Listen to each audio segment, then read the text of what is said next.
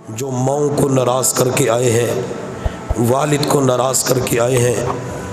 क्या माँ और बाप की नेमत ज़िंदगी में बार बार मिलती है? बार बार नहीं मिलती।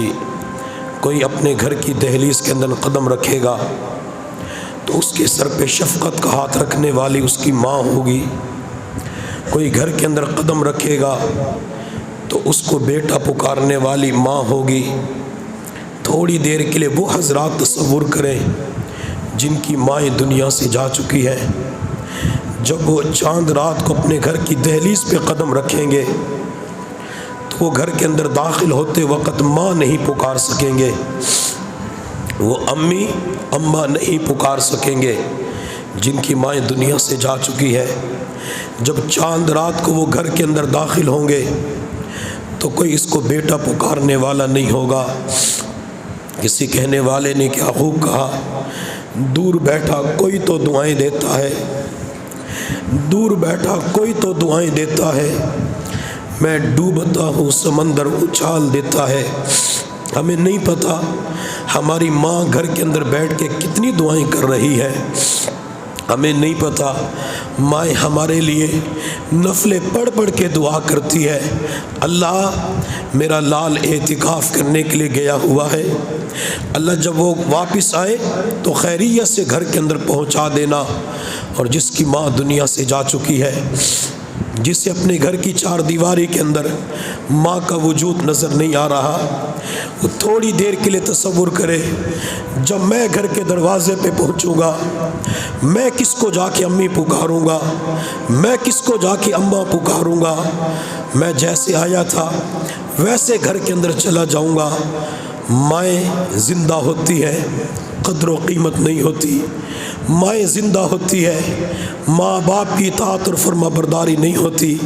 जब यही नेमत दुनिया से चली जाती है, बंदा फिर रोता चीखता चिल्लाता है, कहते हाय माँ दुनिया से चली गई, हाय मैं अम्मी की खिदमत न कर सका।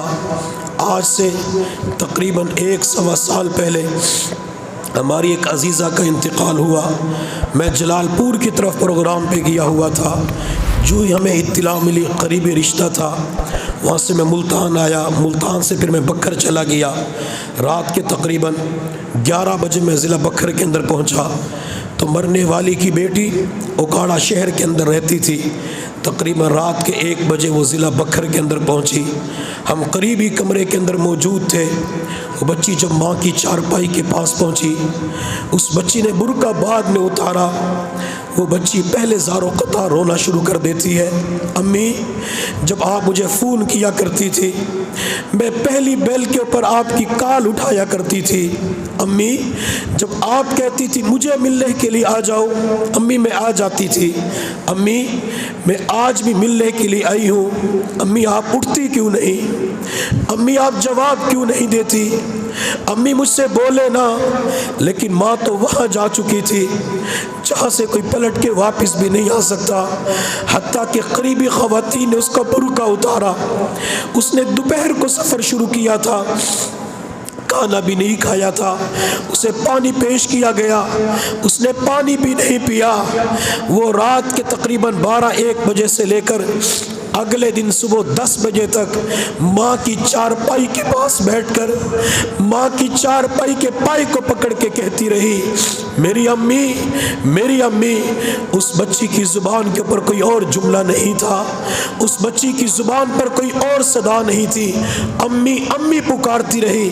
वजह क्या थी? उसे पता था अब ये मेरी माँ दुनिया से जा चुकी है, जो लौट के नहीं आ सकती। माँ वहाँ चली गई। जब बंदा एक मर्तबा चला जाता है, रूह निकल जाती है, मनो मट्टी के नीचे दफन कर दिया जाता है। कई मर्तबा चांद रात को भी माँ को नाराज़ किया जाता है, ईद वाले दिन भी माँ को नाराज़ किया जाता है। माँ अपने बेटे को खाना बनाकर माँ मीठा बना के देती, बेटा खा लो, कहते मैंने नहीं खाना। ईद वाला दिन होता है, उस माँ बेचारी की आंख में आंसू आ जाते हैं। क्या ईद का दिन रोने का होता है? ईद का दिन आंसू बहाने का होता है। ईद वाले दिन तो माँ को खुशी देनी होती है, लेकिन कई नौजवान, कई बच्चे ईद वाले दिन भी नाराज होकर घर से बाहर दोस्तों के पास चले जाते हैं। वो माँ दोपहर को भी इंतजार करती है, मेरा बेटा कब आएगा, मैं अपने बेटे को ईदी दूंगी। शाम का वक़्त होता है, माँ शाम को भी इंतज़ार कर रही होती है, मेरा बेटा कब आएगा, लेकिन वो नहीं आता। कहते घर के दरवाजे पे उस वक़्त जाऊँगा जब माँ सो चुकी होगी। जब ये ईद वाले दिन भी इशा की नमाज के बाद ताख़ीर से आता है, जहन में यही होता है माँ सोई हुई होगी। लेकिन जब बच्चा दरवाजे पे पहुँचता है, माँ की चारपाई दरवाजे के करीब लगी हुई होती है, माँ लाल का इंतज़ार कर रही होती है। बच्चा जो ही बैल देता है, माँ लपक के दरवाजा खोल देती है। माँ ये नहीं कहती बेटा पूरा दिन मैं तेरा इंतजार करती रही, माँ को नाराज करके गया था। माँ ये भी नहीं कहती बेटा तुझसे किसी ने ये नहीं कहा आज तूने घर नहीं जाना, बल्कि माँ आने वाले बच्चे से पूछती है बेटा तुझे खाना मिल गया था, बेटा गर्मी का मौसम है तुझे पीने के लिए पानी मिल गया था, बेटा क्या तुझे सायादार छत मिल गई थी।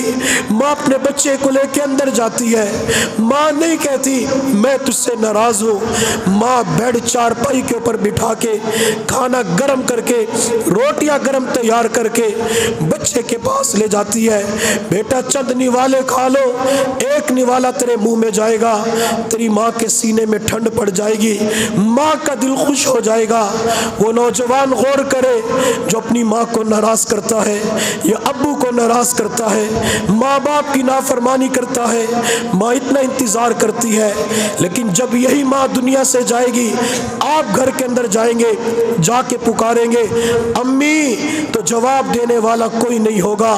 आप कभी इस नाम के ऊपर गौर किया करें, अम्मी, अम्मा, माँ। अल्लाह ने अम्मी के नाम के अंदर मिठास क्या रखी है, अल्लाह ने चाशनी क्या रखी है, अल्लाह ने लज्जत क्या रखी है, इसका एहसास तो माँ बाप के मरने के बाद पता चलता है।